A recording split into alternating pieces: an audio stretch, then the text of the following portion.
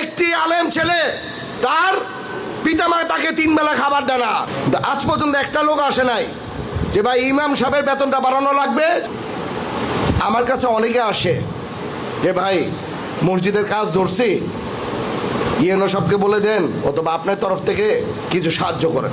কিন্তু আজ পর্যন্ত একটা লোক আসে নাই যে ভাই ইমাম সাহেবের বেতনটা বাড়ানো লাগবে, যে 5,000 টাকা বাড়ানোর জন্য আপনার পকেটের থেকে আপনার দরকার বললে টাকা দিয়েন, এই কথার জন্য কিন্তু কেউ আসে না আপনাদের।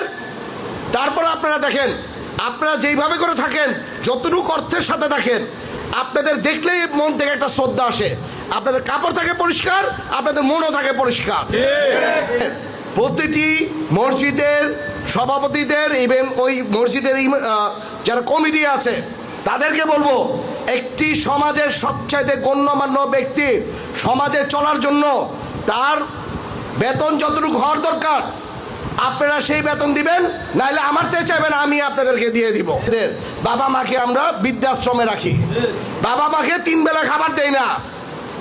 আজ পর্যন্ত আমার কানে কখনো আসে না একটা আলেম ছেলে তার বাবা মাকে কখনো বৃদ্ধাশ্রমে রেখেছে। আমার কানে আসে নাই কখনো একটি আলেম ছেলে তার পিতামাতা তাকে 3 বেলা খাবার দেয় না। কারণ কি? ওরা সবসময় বাবা মাকে দেখলে মাথা নিচু করে চলে, কারণ তারা কষ্ট পাইলে যে আল্লাহ বেজার হবে, সে বেচতে যাবে না, এইটা কিন্তু সে জানে। আমাদের মতো ছেলেদের কিন্তু আমরা কিন্তু জানি না।